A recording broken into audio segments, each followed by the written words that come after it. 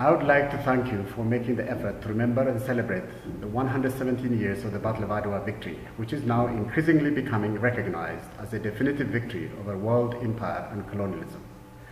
Everything is moved but memory, it is said, and the Ethiopian Heritage Society in America has done a great service by taking time and energy to organize this important education on the Adwa victory, which is a real African victory over empire and coloniality. At the same time, there are efforts to remember this day in Ethiopia, in the United Kingdom and South Africa and elsewhere. These are truly commendable, and I say congratulations to all involved in organizing and preparing the necessary education on Adwa victory that must continue every year without fail. I start with the inspiring words of courage and wisdom from Etegey Aitu Bitul and the ancestors. Etegey Aitu Bitul said, "I'm a woman. I do not like war, but I would rather die than accept a new deal." And the ancestors said they lost their history, so they died. A country without a historical memory is like a person without a head. Over a century ago, the Ethiopian people and the national leadership united like one person to defeat the foreign power that eyed to take over Ethiopia. The victory of Adwa is a victory that united a nation, the people, and the leadership, linking regions to regions, ethnic groups to ethnic groups, and people to people, and Ethiopia to the African diaspora. Internally, all the varied groups from Oromia to Eritrea were mobilized and contributed richly to the success of the Adwa victory by all Ethiopians through the depth and breadth of the land. This was not a victory of the leaders or one ethnic group. This was a national victory with a wider African and indeed world significance. It was and remains an exemplary episode in demonstrating what a united people can achieve with the support of the African diaspora and the anti-colonial forces in the West. Adwa was a major anti-colonialist battle fought by all Ethiopians under the skillful leadership of Emperor Menelik and Empress Taitu. This victory resonated well beyond the Ethiopian and indeed the African border. It represented the clash between colonialism and liberation on a world scale. Emperor Menelik called all to join. Those who are strong, support us with your strength. Those who are weak, support us with your prayers. It's remarkable, no Ethiopian was left. All were called to join the battle. The unity of all made the battle to end in half a day. Every year during Yekatit, Adwa can provide the occasion to appreciate fully the international significance of the Ethiopian victory over the world colonial project in Africa. The failure to put this victory in the context of the wider challenge which confronted Africa before, during and after the 19th century needs to be put right. Adwa victory highlighted Ethiopianism's anti-imperial colonial project and its significance. It is a matter of historical record that the Adwa victory signaled the beginning of the end of the scramble for Africa. This victory constitutes a crucial chapter in the record of African resistance and liberation. It armed generations of Africans with the confidence of victory to engage in resistance and liberation. It attracted attention as far as the Caribbean and the American, not to mention Europe and the rest of Africa. Adwa victory reversed the imperial colonial project's design to populate Africa with Europeans like they did with America. It deserves to be celebrated both as a significant episode in its own right and as a memory serving well the emerging communities of resistance in the African world, never again to surrender to colonial tyranny. The Battle of Adwa is not just a memory of the past, it continues to live on in the eternal river of time, as the best expression of Ethiopianism for resisting effectively the world imperial colonial project. This event, which took place 117 years ago by a relatively small and weak country against Italy, a formidable, highly armed and ambitious new colonial power supported by the major imperialist powers, is still relevant today. It is united and not divided Ethiopians that brought the victory to a full realization. It is a strategic thinking of the leadership that made a big difference. The support of the African diaspora contributed also immensely to the Adwa victory.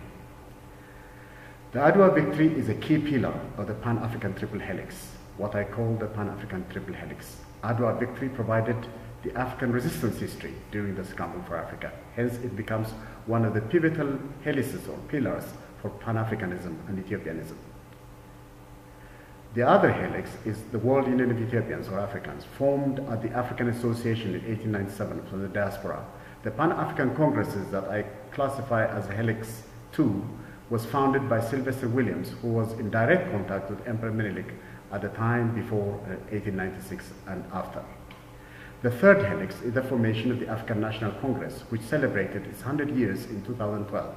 This first liberation movement, called the African National Congress, or the ANC, was formed with spiritualism and Ethiopianism, acknowledged by the former President Mandela as follows. I quote, "Fundamental tenets of the Ethiopian movement were self-worth, self-reliance, and freedom. These tenets drew the advocates of Ethiopianism like a magnet, the growing political movement. That political movement was to culminate in the formation of the ANC in 1912. It is in this sense that the ANC, we trace the seeds of the formation of our organization to the Ethiopian movement of the 1890s. African American churchmen who went to South Africa in the 1890s arrived at a time when some African Christians were setting up churches of their own. This independent church movement was called Ethiopianism. Ethiopianism became a generic term to describe a whole range of the black man's efforts to improve his religious, educational, and political status in society. It became the concept that constituted Pan-Africanism from the 18th to the 20th century. The Adwa victory provided practical expression to Ethiopianism, that is, self-worth, dignity, unity, pride, resistance, confidence, self-reliance, and freedom from colonialism. African resistance history culminating in the Ethiopian history, that's the Adwa victory. I call it helix number 1. It came in 1896. The second, the World Union of Ethiopians, or Africans from the diaspora, Pan-African Congresses. I call them helix 2. They started in 1900. The first liberation movement, ANC, with the spiritualism Ethiopianism preceding its formation as its inspiration, 1912. Together, they formed the unity, the Pan-African unity. And to remove this, the Adwa victory must continue to remove the unity deficit in Ethiopia, to remove the unity deficit in Africa and complete liberation.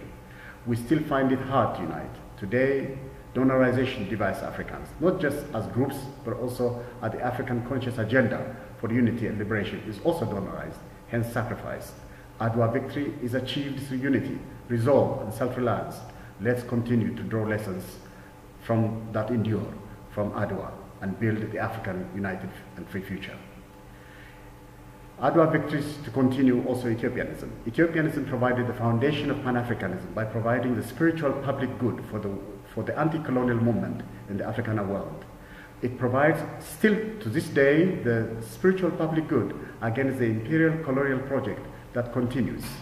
It also provides, Ethiopianism can thus be revived to provide the spiritual public good also for the African Renaissance. From fragmentation to unity and Renaissance is a real challenge that faces Africa today.